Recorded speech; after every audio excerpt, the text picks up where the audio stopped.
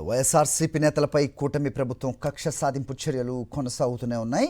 కాకినాడ జిల్లా కిర్లంపూడి పోలీస్ స్టేషన్లో మాజీ మంత్రి అంబటి రాంబాబుపై పోలీసులు కేసు నమోదు చేశారు. నిన్న జరిగిన ముద్రగడ పద్మనాభం అంత్యక్రియల సమయంలో పోలీసుల విధులకు ఆటంకం కలిగించారు అనే ఆరోపణలపై ఎఫ్ఐఆర్ నమోదైంది. అంబటి రాంబాబుతో పాటు మరికొందరిపై పోలీసులు కేసు నమోదు చేశారు.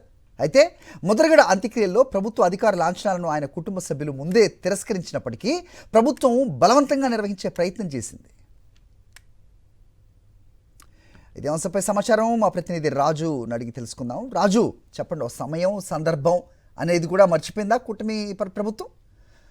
ప్రస్తుతం పోలీసుల విధులకు ఆటంకం కలిగించారని అంబటి రాంబాబుపై మళ్ళీ కేసు నమోదు చేసినట్టు తెలుస్తోంది. ఏంటి మీ దగ్గర ఇన్పుట్స్? అది ముద్రగడ చనిపోయినా సరే ఆయన కుటుంబంతో పాటుగా అనుచరుల మీద కూడా అటు వైఎస్ఆర్సీపీ నాయకుల మీద కూడా ప్రభుత్వం కక్ష సాధింపు కొనసాగిస్తుందని చెప్పుకోవచ్చు. తాజాగా నిన్న జరిగినటువంటి అంత్యక్రియల్లో ప్రభుత్వ అధికార లాంఛనాలతో గార్డ్ ఆఫ్ ఆనర్ నిర్వహించే ప్రయత్నం చేసింది. అయితే ముందుగానే అధికార లాంఛనాలు వద్దని చెప్పి కుటుంబ సభ్యులు చెప్పడం జరిగింది. దాని తరఫున జక్కంపూడి రాజా కూడా కుటుంబ సభ్యులు తమకు సమాచారం ఇచ్చారు. అధికార లాంఛనాలు వద్దని చెప్పి కూడా స్పష్టం జరిగింది నియమోక్తంగా. అయినప్పుడు కూడా ప్రభుత్వం సాయంత్రం నిన్న ముద్రగడ అంత్యక్రియల్లో పోలీసులు అక్కడికి చేరుకుని గార్డ్ ఆఫ్ ఆనర్ ఇచ్చే ప్రయత్నం చేశారు. దీంతో అక్కడ ఉన్నటువంటి ముద్రగడ అనుచరులు పెద్ద ఎత్తున గార్డ్ ఆఫ్ ఆనర్ వద్దని చెప్పి కేకలు వేసి అధికార లాంఛనాలు వద్దని చెప్పి చెప్పడం జరిగింది. అయినప్పుడు కూడా పోలీసులు గార్డ్ ఆఫ్ ఆనర్ ఇస్తుండగా అంబటి రాంబాబుతో పాటు కొంతమంది వ్యక్తులు వెళ్లి దండాలు పెట్టి వాళ్ళకి చెయ్యొద్దని చెప్పి కూడా స్పష్టం చేశారు.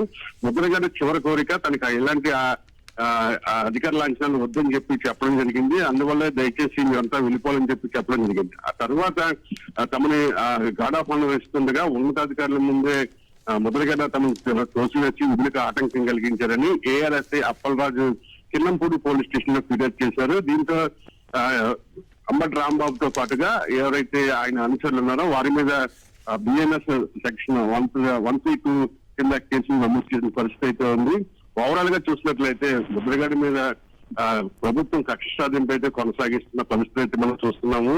ఆయన ఏదైతే కుటుంబ సభ్యులకు చివరిసారిగా చెప్పారో ఆ కుటుంబ సభ్యులు కూడా తమ ముద్రగడ ఇది ఆఖరి కోరిక, ఎలాంటి లాంఛనాలు వద్దని చెప్పి అధికార లాంఛనాలు వద్దని చెప్పి స్పష్టం చేసినప్పుడు కూడా ప్రభుత్వం బలవంతంగా అధికార లాంఛనాలు చేసే ప్రయత్నం చేసినప్పుడు కూడా ఆయన అనుచరులు దాన్ని అడ్డుకుని వద్దని చెప్పినా సరే ప్రభుత్వం కక్ష సాధింపుగా ముందుకెళ్ళింది.